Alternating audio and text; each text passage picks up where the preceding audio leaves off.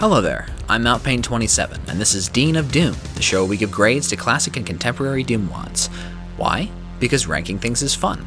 Today's episode will be dedicated to two WODs, Epic and Hellground. Both were authored by Alexander S., also known as Eternal, a Russian Doom mapper of significant renown in the Doom community.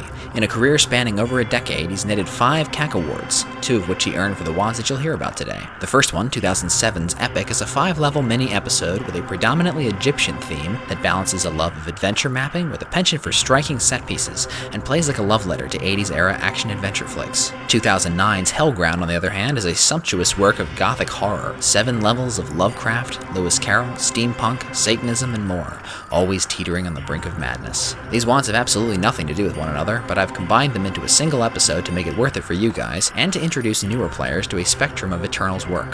Before we dive in, here's how the show works. We give each level in the WOD 2 grades, one for quality and one for difficulty. We grade quality from A to F, and difficulty from X to E.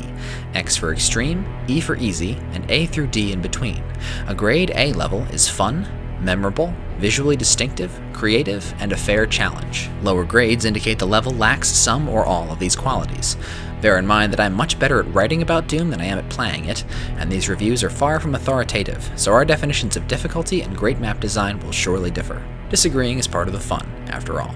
At the end of the day, this show is really about spreading the joy of Doom, so let's do so. For the new viewers in the audience, here are the rules. 1. We play on ultraviolence. 2. We play each level from a pistol start. 3. In order to review the WOD, I must have played it at least twice. 4. Saves are allowed, but discouraged. And 5. I go for 100% kills in all levels, making exceptions in cases where it's just not worth it. I play on Z-Doom with compatibility settings on strict. Now, to the WODs. Let's start with Epic. Map 1, A Fool's Paradise. Your mission, should you choose to accept it, is to infiltrate this riverside base, shoot demons, acquire a blue keycard, and throw yourself into a suspicious teleport gate. You'll notice the hit scanners get some new headgear in this WOD, my favorite being the zombie man's shades. You should have gotten white canes too. The Revenant has glowing eyes now, and the Imp also gets a reskin, slightly modified from the one in Eternal Doom. In both WODs, he looks like he's made of chocolate, and I have a hard time taking him seriously. The secrets are an accurate forecast of what you'll be seeing, or rather not seeing, later on. Eternal is an avid secret hider, and falls somewhere between the old school of hiding 4 armor bonuses behind an unmarked wall, and the new school of subtly earmarking secrets that veterans will find about half of.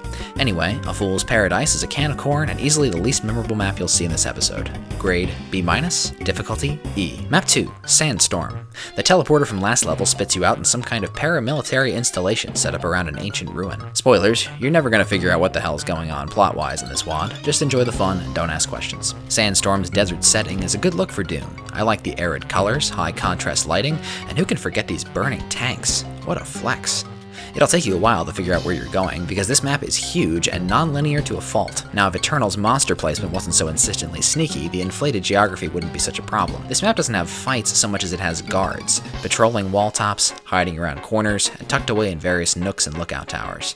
100% kill seekers particularly will find the shy monsters annoying, because Eternal doesn't let you backtrack once you take an elevator down to this water tunnel, which forced me to use idclip to get back to the desert twice. That's points off. All in all, Sandstorm looks great, but the play is sluggish. I really shouldn't have to seek out combat in Doom. Grade B, difficulty D+.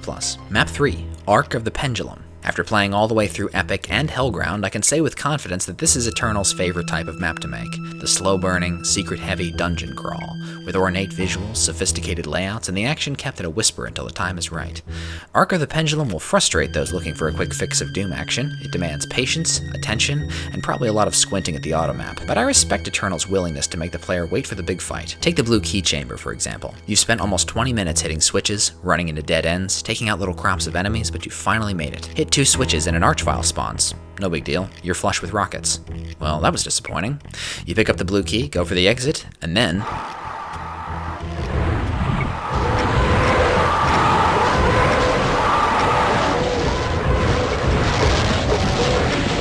The fight would be a lot scarier if Hell Knights and Revenants didn't hate each other so much, but it still makes for a great scene, thanks in no small part to the players building anticipation. Make sure to keep an eye out for the map's 11 secrets. Neglecting them will leave you short on ammo, weapons, and supplies, so be prepared to think outside the box. Unless you already prefer adventure maps, Arc of the Pendulum is an acquired taste, but it's absolutely worth a few replays. Grade A-, difficulty B-. Map 4, The Hell Train. How awesome is this? A train in Doom. For context, I'd never seen the Doom engine manage something like this before. An actual moving train with a landscape flying by, a train that you can fall off of and die. Apparently the concept is quite old, but lack of originality doesn't mar Hell Train's execution in the slightest. This level is short, but not a minute is wasted. It's exactly the kind of jaunt we needed after map 3. The precarious footing spices up fights that would ordinarily be trivial, and it's great to see Doom monsters interact with such an unusual environment. I particularly love shooting down cacodemons and watching their corpses zoom past. I was gonna make a joke about this map giving me major Nathan Drake vibes, but Hell Train predates Uncharted 2 by 2 years, so eat your heart out, Naughty Dog. On the strength of its concept alone, Hell Train deserves an A with a difficulty of C-. Map 5, The Citadel. The Citadel is the truest embodiment of this WoD's title, a gargantuan desert expanse studded with crumbling ruins basking in the shadow of the awe-inspiring central structure. Though the enemy count might look a bit scary, the hardest part of this map by far is figuring out what your objectives are and what order to tackle them in. Your itinerary can be reduced to 3 words: yellow, red, blue. The yellow keys unlock the red keys keys open the Citadel, and the blue keys take you to the final showdown. The Citadel is at its best when it's sending surprise demon bandit raids after the player. Find the Berserk to go around a Pinky Punch-Out, and you can easily run circles around the rest. I actually wish the ambushes were more overwhelming. The level is so massive and open that it practically begs for slaughter. As it stands, the Citadel's lack of population density will probably bore experienced players, even as its size and lack of signposting will confuse and dehydrate the neophytes. I gotta say, the MIDI is a little hard on the ears. Its blaring brass section does a nice job setting the stage, but it gets more and more grating with every repeat. The Citadel itself is my least favorite part of the level. It's too low-key and symmetrical, with very predictable ambushes and excessive time spent in elevators. The final boss of Epic is a pair of cyber demons, and you'll be so overloaded with health, ammo, and power-ups that the biggest hazard in this fight is getting blown off the platform and having to waste 30 seconds of your life waiting for the elevator to take you back up. Despite its shortcomings, the Citadel remains an impressive spectacle and contains enough detail and lore to keep the player intrigued, even if they aren't wowed by the gameplay. Grade B+, difficulty C+. Now for Part 2, Hellground.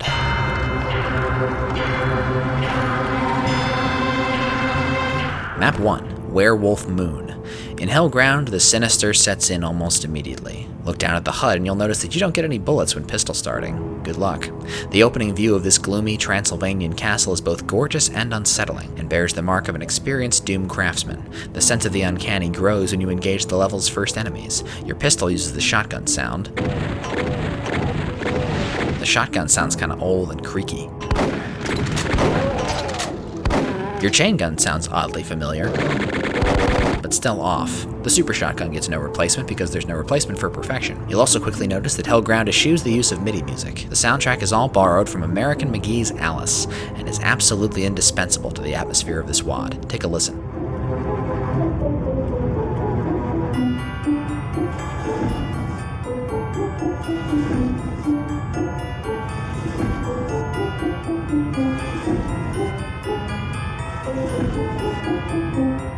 The castle interior has all the warmth and hospitality of a crypt. You can practically smell the mildew on the carpets, decaying books on ancient shelves, and later on, the rust and mold on the basement walls. The enemy placement also contributes to Werewolf Moon's austerity. Its halls are full of lurking beasts and wicked traps. One way or another, this level will make a paranoid of you.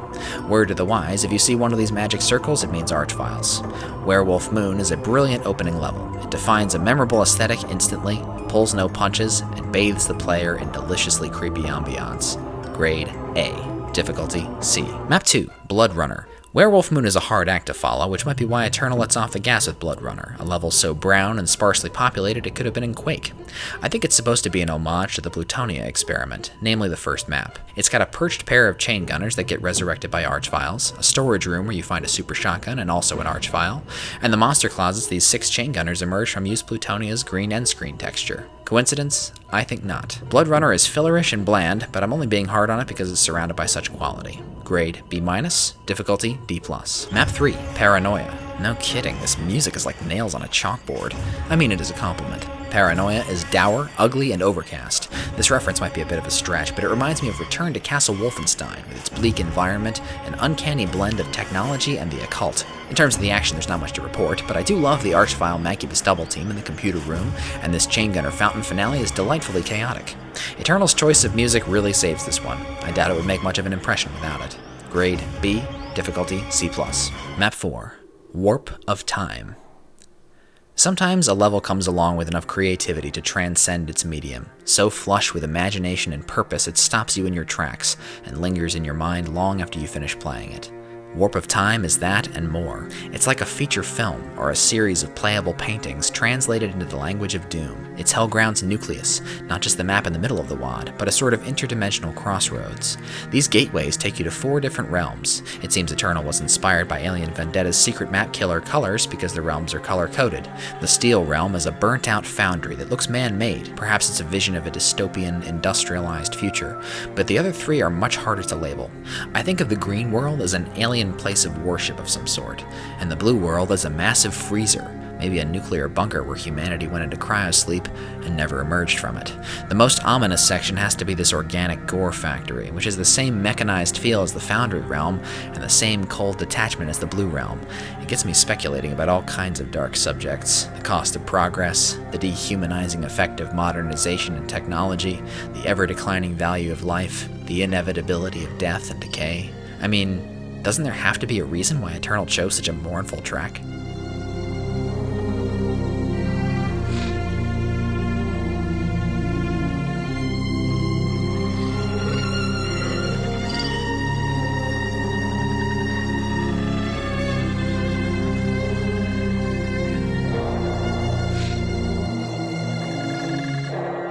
I'm writing this in the dark and I'm morbid by nature, so maybe I'm off the mark. But I think the whole point is to ponder these sites for yourself, make up your own interpretation. I haven't talked about the combat because it's not really important. I think the map would suffer if the action was placed more at the forefront. As it is, the gameplay is a means to an end. This review has already turned into a short essay, but I'd be remiss if I didn't point out just how much mapping wizardry Eternal commands here. Invisible instant teleporters simulate room-over-room behavior and creatively splice the level together. Conveyor belts and deep water effects, or in this case, deep guts effects, help immerse the player in the slaughterhouse realm. And behind the scenes, voodoo dolls help to create lighting effects Vanilla Doom could never dream of. This map was made 11 years ago, and I'd say it's not only held up, but actively surpasses all but the best in modern Doom. The ambition, ingenuity, and attention to detail here is staggering. Warp of Time is a work of genius, born of a mind that the Doom community should be grateful to know. I know I am. Grade A+, difficulty B-. Map 5, Undertaker. Well, it's no Warp of Time. Of the same ilk as maps 2 and 3, Undertaker is another grim, sepulchral stronghold notable for its pervasive use of this faux colored lighting effect, which showed up in earlier levels, but not to the extent that it does here. Undertaker is moody and architecturally striking, but it's got more bite than Hellground's usual. Rarely does Eternal stage a fight as vicious as the one in this room packed with storage containers full of monsters and supplies. The more items you grab, the more monsters you release, and with 2 archviles in their number, things can get hairy. This fight killed me more than any other in Hellground, and it's probably the most well-designed fight in the whole WoD, forcing you to manage your lines of sight while avoiding getting swarmed. The use of specters here is especially deadly. They can easily get you killed if they pin you. Undertaker's final battle can also really kick you in the head if you didn't find the secret stockpile. Activate the red skull switch and the room will start to descend and fill with monsters, including several archviles and a cyber demon. Just like the end of the second episode of Quake, now that I think about it. You exit by dropping into this pit where the player will be executed by 4 cyber demons. Grade B+, difficulty B. Map 6, Timeless. Death for Doom Guy is little more than an inconvenience, and so is this level. A harmless puzzle map that finds you strafe running through limbo, platforming across Eden, hunting for keys, and hitting switches in a desperate bid to get back to hell and finish what you started. Jump into this well to reclaim your trusty super shotgun, shoot these helpless lost souls, stand on the magic circle, and wait. Grade B, difficulty easy. Map 7, Mystery of Hell. The 2 levels that people remember from Hellground are Warp of Time and Mystery of Hell. Both are sprawling, contemplative journeys through quiet, unearthly terrain, jam-packed with secrets and saturated in atmosphere. Of the 2, I prefer Warp of Time, but I think the craftsmanship of both is equally impressive. Eternal takes a novel approach to the Hell theme, synthesizing Dantean fire and brimstone with a gothic library aesthetic. I hope you like to read because you're going to be here for the majority of the level. This section does get a little switch hunty, but if the first 6 levels' languid pace didn't bother you, then neither will this. Eternal introduces a custom monster in this WoD, the Dark Imp. These buggers have extra hit points, increased move speed, and throw barren projectiles. Not terribly critical information, I have to say, since there are only 23 of them in the map, and they're almost never encountered alongside other monsters. Eternal's so tentative with them, I wonder why they were even included. When you find all 3 keys, you can take a teleporter to a cracked, apocalyptic landscape where the final stage is set. Climb the tower, polish off a few archies and spiders, then prepare to take on 4 cyber demons in a cage. It's easier than it sounds if you got extra cells handy. After that, that, it's final boss time. Shoot out the creature's eyes using the platforms opposite the eye you're shooting, nuke the baddies he summons, rinse, and repeat. When he opens his mouth, shoot a bunch of rockets down his gullet and the map will end. Gotta say, it's pretty anticlimactic. I think Mystery of Hell is kneecapped by its inability to change music when you arrive at the tower. The soundtrack works great for the rest of the level, but feels unsuited to scoring a boss fight, unless that boss fight was supposed to be enigmatic? I don't know. Don't take it personally, Eternal. id Software sucks at endings too. Grade A, difficulty B+.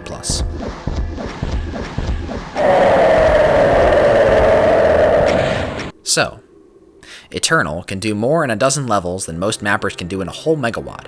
His bite-sized epic is an impressive showcase of versatility and an afternoon snack's worth of fun for everyone. But Hellground is a major statement, a legitimate artistic accomplishment that I think will maintain relevance and drop jaws as long as people continue to play classic Doom. Of course, Eternal is no innovator when it comes to action. He's easily outpaced by the likes of Skillsaw, Dragonfly, and Syriac Harris, for example, but he's also competing on a different field from those guys. If you're looking for a brand of Doom that rewards exploration and player curiosity, an immersive adventure experience with spikes of excitement and cinematic moments galore, then Eternal is one of the best in the business. My final grade for Epic is a B+. It's a highly entertaining map set that loses momentum towards the end, but it's short enough not to wear out its welcome. Difficulty-wise, it gets a very approachable D+. If you can beat Doom 2, Epic should be no sweat. As for Hellground, I didn't think it would land this high, but I'm giving it an A. It achieves every goal it sets for itself, and it's all around one of the best realized concept WoDs I've ever played. Difficulty-wise, it gets a C. Nothing crazy, but it doesn't exactly lie down and die for you either. Now for my Dean's List. To keep things interesting, I pooled the levels from both WoDs together and let them compete against each other. Let's see how they did. Valedictorian, Hellground, Map 4, Warp of Time. Salutatorian, Hellground, Map 7, Mystery of Hell. Class President, also Hellground, Map 7, Mystery of Hell. And the dunce cap goes to Hellground, Map 2, Bloodrunner. Thank you very much for watching, and please feel free to share your thoughts on the WoD down below. I'd love to hear what you think, and I'll heart your comments to let you know I've read them. This is MountPain27, and I'll see you in the next episode of Dean of Doom.